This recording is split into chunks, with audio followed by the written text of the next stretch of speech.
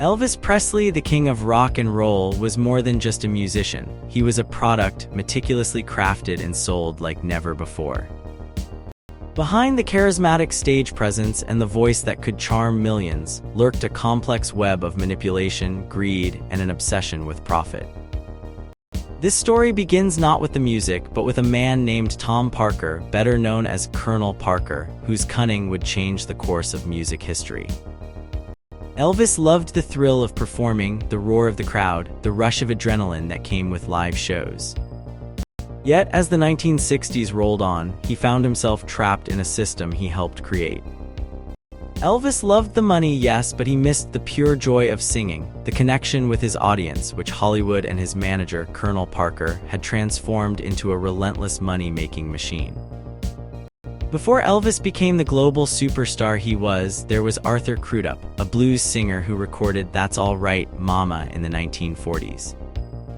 This song, a cornerstone of early rock and roll, would later be reborn in Elvis's version, overshadowing its original creator. Music historian David O'Brien notes how easily Elvis's career eclipsed the talent that came before him. Elvis's music journey was a strange blend of country and rock and roll. Composer Henry Mancini explains that while Elvis started out playing country, the burgeoning teen audience pushed him toward rock and roll. Country music was regional, but rock and roll was sweeping across the nation. This shift was not just musical, it was cultural, reflecting the changing times and Elvis's role in it. Writer Alana Nash describes how Parker, Elvis's future manager, was initially focused on another country singer, Eddie Arnold, but Parker was no ordinary manager. He was controlling, manipulative, and had a knack for spotting talent that could be molded into stardom. When Arnold fired him in a quarrel, Parker was determined to find another star, and Elvis was his target. Colonel Parker understood that to make Elvis a national sensation, he needed to appeal to a broader audience. This meant moving away from Elvis's blues roots and embracing the more commercially viable rock and roll. Music historian David O'Brien suggests that Parker saw Elvis not as a man but as a tool to be exploited. This mindset would define their relationship. Parker's ambition knew no bounds. Country singer Slim Whitman recalls how Parker went to great lengths to secure Elvis's future, even inquiring about buying out his contract with Sun Records. Parker knew Elvis couldn't break into the national scene on a small label. He worked behind the scenes, eventually taking over from Elvis's then manager, Bob Neal, without Elvis's knowledge or consent. To win over Elvis's parents, especially the fiercely protective Gladys, Parker played the religious card. He made sure to present himself as a churchgoer, assuring Gladys of his moral character. This was crucial. Colonel Parker knew he needed the family's blessing to manage Elvis effectively. However, Parker's success came at a cost. Theater producer Fritz Holt describes how Parker made millions off Elvis, but his background was far from glamorous. Before his rise to fame, Parker was involved in carnival acts, including a bizarre attraction called Colonel Parker's Dancing Chickens. This lowbrow start belies the cunning businessman he would become. Journalist Shauna Alexander reveals that Parker was not even a U.S. citizen. Born Andreas Cornelis van Kuijk in the Netherlands, he illegally entered the United States in 1929. This fact had profound implications. Parker's lack of citizenship meant he couldn't travel internationally, a significant drawback for a manager aiming to launch a global superstar. Despite this, he managed to keep Elvis from touring abroad, limiting the king's reach. Financial manager Henry O'Neill sheds light on another aspect of Parker's character. While he didn't create tax shelters for Elvis, he was willing to overpay taxes to avoid government scrutiny. Parker's fear of government attention was palpable, driven by his illegal status and the potential consequences. Rumors about Parker's personal life also surfaced. Columnist Molly Ivins hints at a secret side to the Colonel, suggesting his interests went beyond money. However, these rumors remained unconfirmed, overshadowed by his public persona as Elvis's ruthless manager. For Elvis, Parker's influence extended into the silver screen. Writer-producer Marvin Jones points out that the movies Elvis starred in were formulaic and predictable, a direct result of Parker's fiscal priorities. These films, often mediocre to putrid, were designed to maximize profits rather than entertain or challenge audiences. Film critic Pauline Kael bluntly stated that Elvis's movies made television look good by comparison. Novelist Jackie Collins was equally scathing, describing the film titles and songs as unimaginative and embarrassing. Even Elvis's music suffered in these films, losing the raw energy that made him a phenomenon. Despite the criticisms, Elvis's films initially offered a glimpse of his potential. In Jailhouse Rock, for example, he played an accidental killer who reforms, showcasing a more nuanced side. However, as the years went by, the quality of both his music and films declined.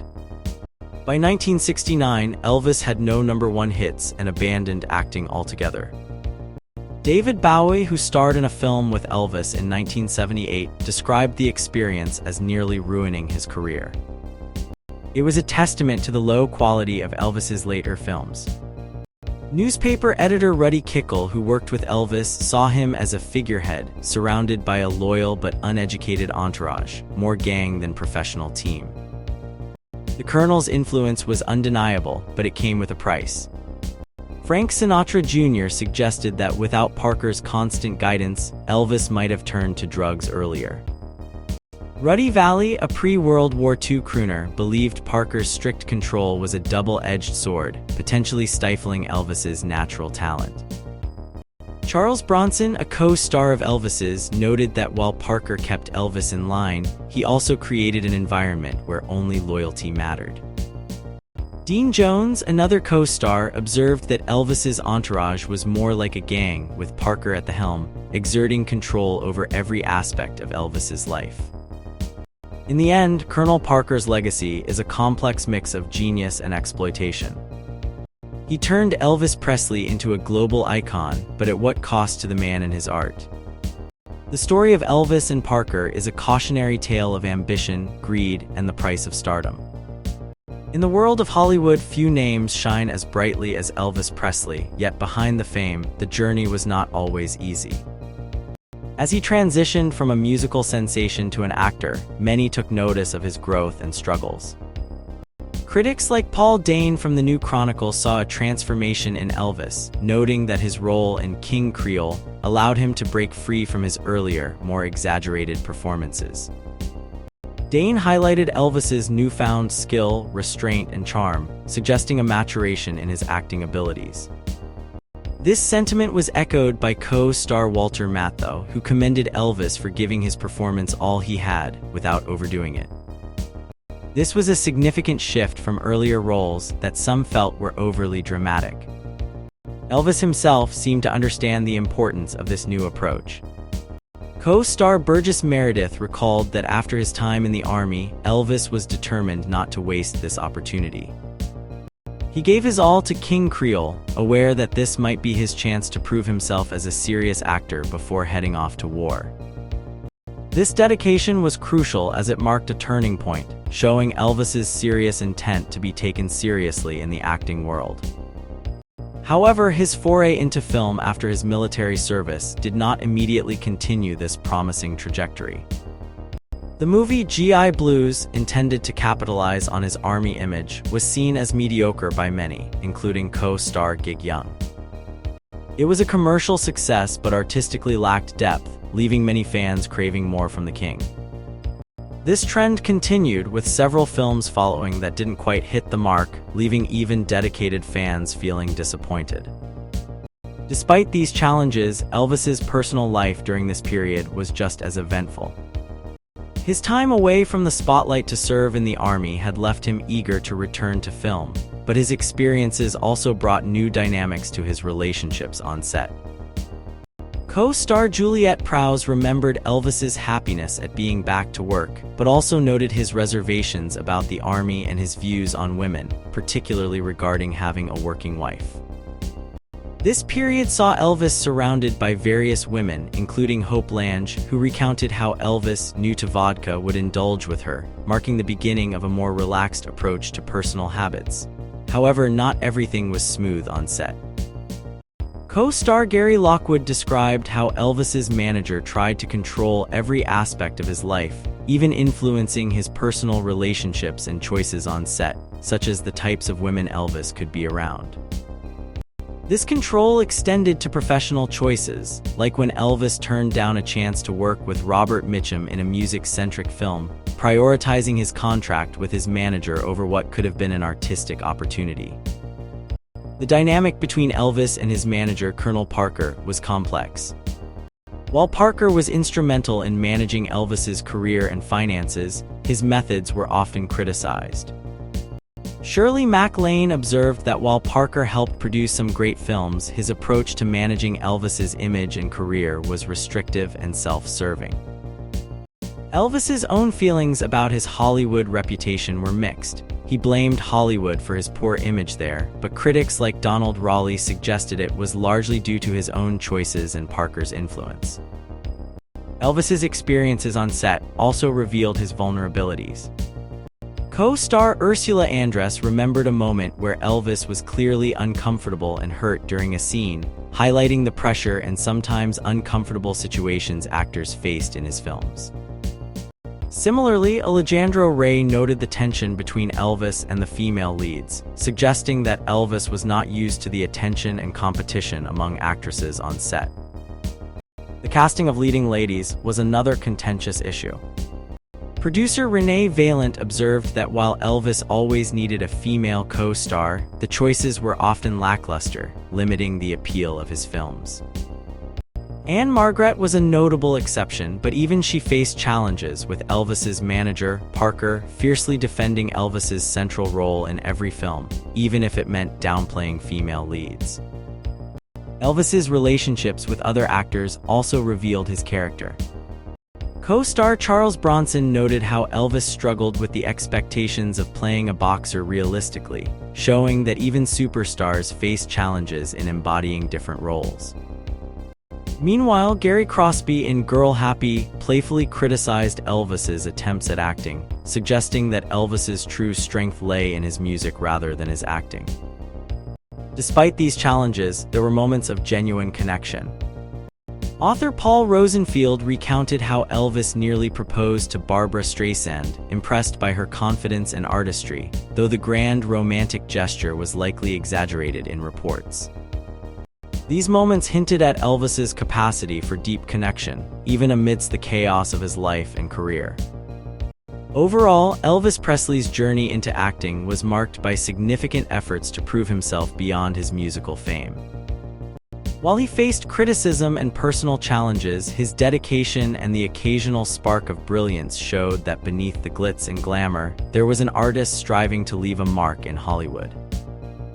Many people think Elvis Presley would have been amazing in the movie A Star Is Born alongside Barbra Streisand.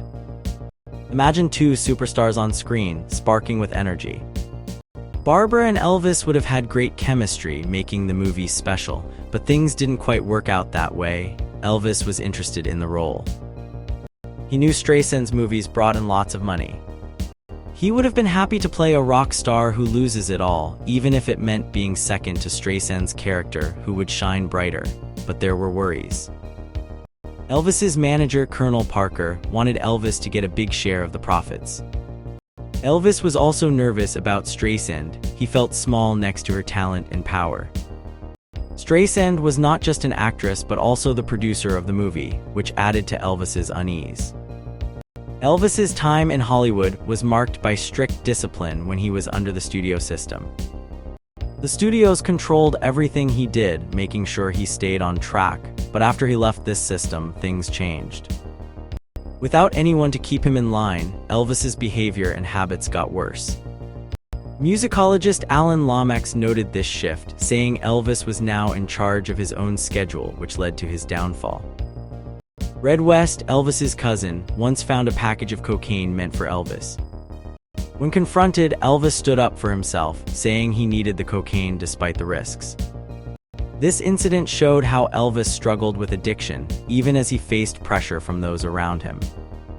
In the early 1970s, during a tour in Detroit, Elvis faced a scary moment. A keyboardist, Tony Brown, remembered Elvis arriving late, looking pale and shaky. Elvis held onto the microphone like it was his lifeline, and for a while, it seemed the concert might be canceled. This episode showed how Elvis's health and mental state were deteriorating. Andy Griffith, a friend of Elvis, recounted a funny but revealing story. Elvis once claimed to stop a rainstorm with a simple gesture, holding his hands to the sky. This story highlights Elvis's growing belief in his own special connection to the world, almost as if he could control nature. Colonel Parker kept Elvis away from the public eye, controlling every aspect of his life. He didn't let Elvis give interviews, attend premieres, or do publicity. Parker claimed it was because of Elvis's shyness or to avoid crowds, but other stars faced no such restrictions. This isolation made Elvis even more dependent on his inner circle, known as the Memphis Mafia. Elvis's group of close friends and employees, called the Memphis Mafia, were more like robots than real friends. They were always available, providing companionship and security, but they never offered real advice or challenged Elvis. Burgess Meredith, a co-star, noted that these men were designed to keep outsiders away, never questioning or standing up to Elvis. Rick Stanley, Elvis's stepbrother, explained that Colonel Parker wanted to be the only influence on Elvis outside his family. Parker even went as far as to make Elvis tell Larry Geller, a friend and spiritual advisor, to stop visiting because Parker disliked beards. This shows how Parker controlled every aspect of Elvis's life, even personal relationships. Hal Wallis, a movie producer, once said that life would be easier without Parker's interference. He described Parker as someone who enjoyed money, meddling, and creating unnecessary problems. Martha Heyer, another actress who worked with Elvis, noted that Elvis eventually stopped defending Geller against Parker. Elvis felt worn down by Parker's constant control. Celebrity photographer E.L. Woody suggested that Elvis's bad behavior in his later years was partly due to the pressure he faced. He had to deal with Parker's constant meddling and the expectations of being a superstar. This pressure took a toll on Elvis, leading to his decline in the 1970s. Despite his rough exterior, Elvis had moments of kindness. Pianist and singer Liberace remembered Elvis as a fun, star-struck kid when they first met.